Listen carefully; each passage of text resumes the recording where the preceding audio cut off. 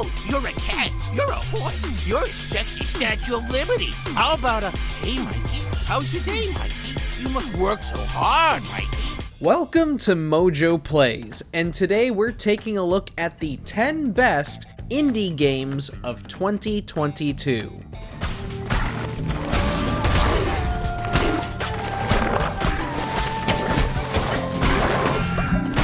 The indie space was booming just as much as the AAA market was throughout 2022.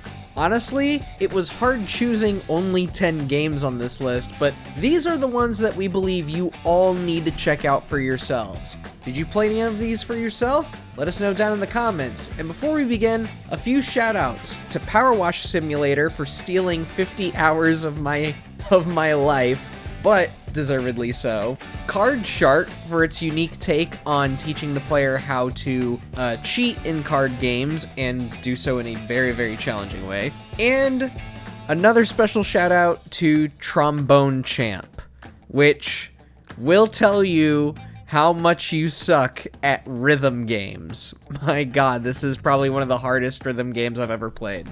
Anyways, on to the actual list. Before we begin, we publish new content all week long, so be sure to subscribe and ring the bell to get notified about our latest videos. I was a teenage exocolonist.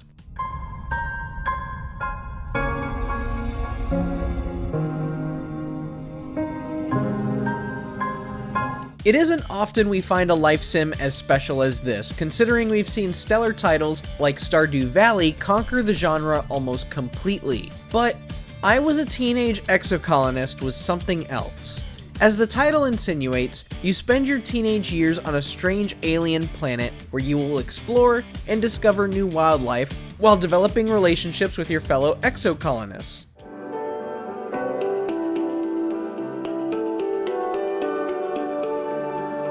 However, there is more here than just saying the right things to swoon your romantic interest and wandering around without a care in the world. To properly study various subjects, you will need to build the perfect deck and increase your abilities if you are to help your small colony prosper. It achieves that perfect balance of casual fun and challenge while providing unique characters to invest your time in, and those are factors many life sims forget to reach for.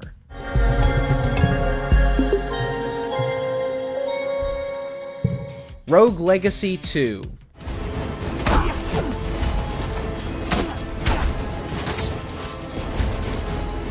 Take it from me, a skeptical purist of the first Rogue Legacy, this sequel is far better than it may appear. On the surface, it very much looks like a repeat of the original Rogue Legacy, just with better visuals. But on the contrary, Rogue Legacy 2 comes with a new bag of tricks. Maneuvers require a bit more skill to pull off. New classes like the Ranger offer even more unique ways to play.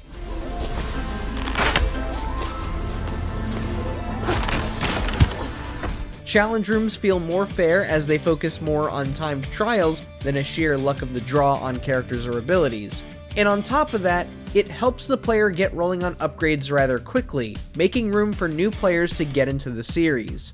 Whether you love platformers or roguelikes, this one was definitely worth your hard-earned cash.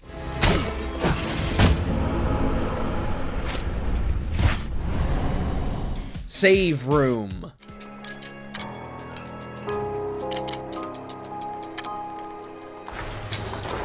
If you haven't guessed by now, yes, somebody took the inventory system of Resident Evil 4 and turned it into a full-fledged game. Spanning across 40 levels, Save Room tasks you with packing all of your weapons, ammo, and health into a limited space.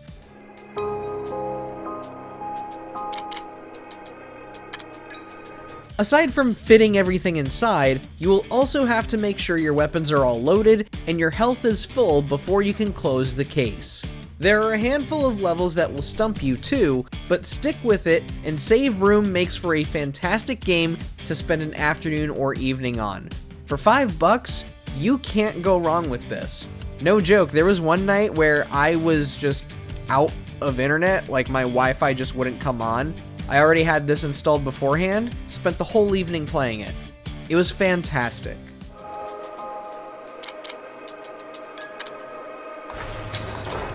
Potionomics.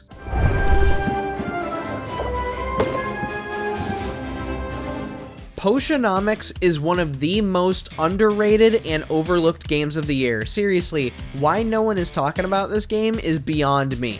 After her uncle's death, Sylvia has inherited a flimsy and tattered potion shop, on top of a monumental debt. Her only option is to continue the business and attempt to make the store a success. Brew potions, barter with customers in card battles, and form relationships with other business owners to earn new cards or discover new ingredients.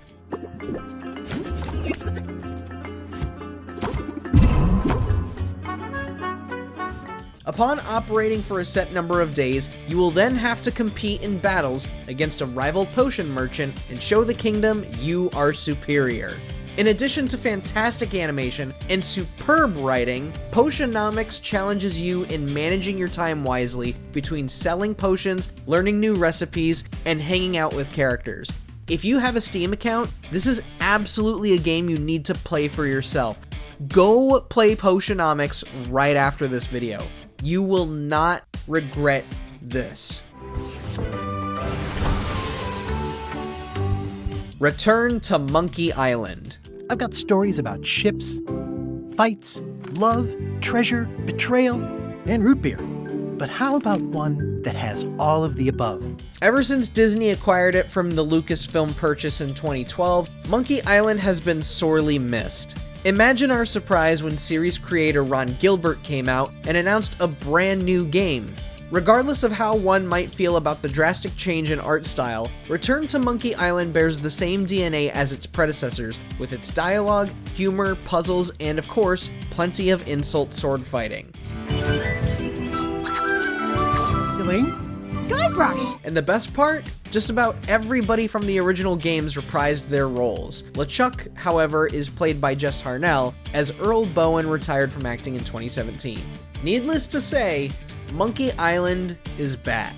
But I'll be back to steal every scene I'm in Return to Monkey Island. I'll see you there. Cult of the Lamb.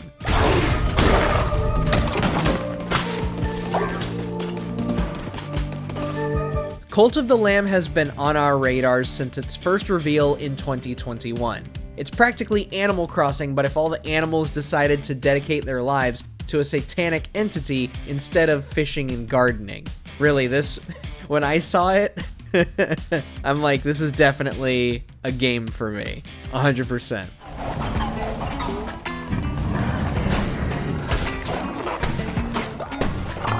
Recruit new followers, perform sermons, and bring down the 4 bishops of the old faith to raise the deadliest and unholiest cult, and release the one who waits. Learn devilishly powerful abilities, and show the world that there is only one true God worthy of worship. It's hilarious, it's easy to learn, and it holds a wealth of secrets from minigames to collectibles to keep you busy.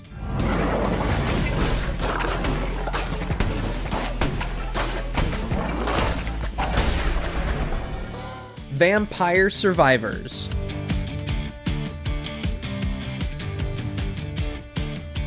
At first, we were somewhat confused by the notoriety Vampire Survivors has received, but after a few level ups, we quickly saw why.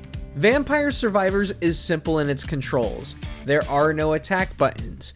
You only move around and pick up XP orbs, health, and the like. But for every level up, you'll be given options to increase your offense or your defense. Do you buff one of your current weapons? Do you equip a new one to potentially make yourself even deadlier? Regardless of which you'll choose, you're left praying and forced to focus on avoiding enemy contact. Survive long enough, and you might reach a point where you're littering the screen with projectiles and holy fire.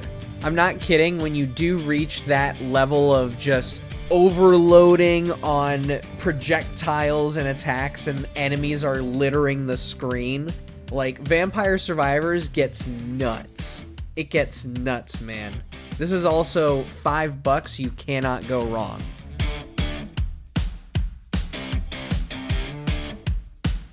Neon White.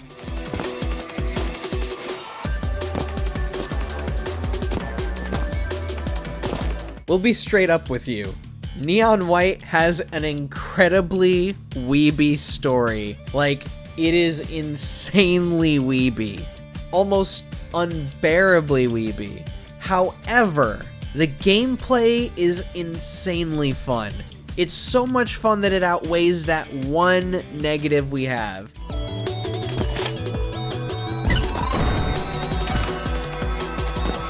Speedrunning is the name of the game here. While you can beat levels in a minute or two when playing the normal way, you might notice alternative paths and maneuvers to shave your time down to a matter of seconds. Few first-person shooter games can nail platforming challenges this way, and Neon White certainly excels. And it's why we can tolerate the god-awful dialogue. I love this game, but holy crap, I just wish that story was stronger. Still, you should go play this. Hey, White! Isn't it freaking crazy that John Cena is here in heaven giving us missions? Nightmare Reaper.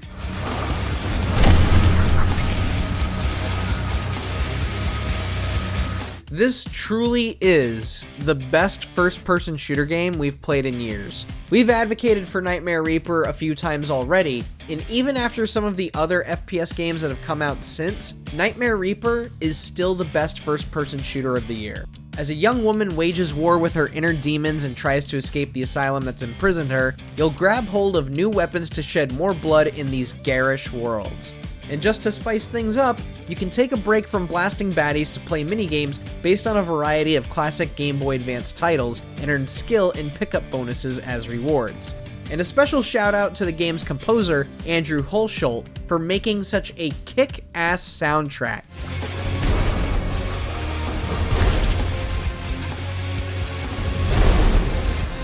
Just every beat, this game is a constant high. If you love Doom, or if you are looking for a great shooter to play, Nightmare Reaper is the way to go. I guarantee it.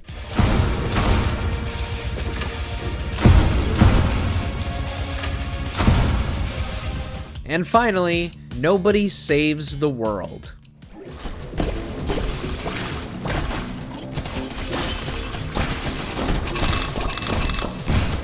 Hailing from Drinkbox Studios, the studio behind the Guacamelee games, Nobody Saves the World was the indie game that blew everything out of the water for us. As, well, nobody, you will take on a variety of forms with the power of a magical star rod as you explore bizarre dungeons and encounter strange characters.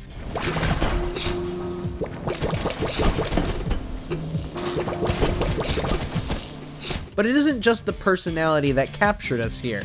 It was the combat, the dungeon crawling, the way you can mix and match powers from the different forms to create your own unique playstyle. And the music composed by indie rock musician Jim Guthrie is utterly spectacular. Nobody Saves the World is truly one of the best games to come from the indie space this year. I need to go play, you know what, I need to go play this right now. Video's over. Thank you for watching.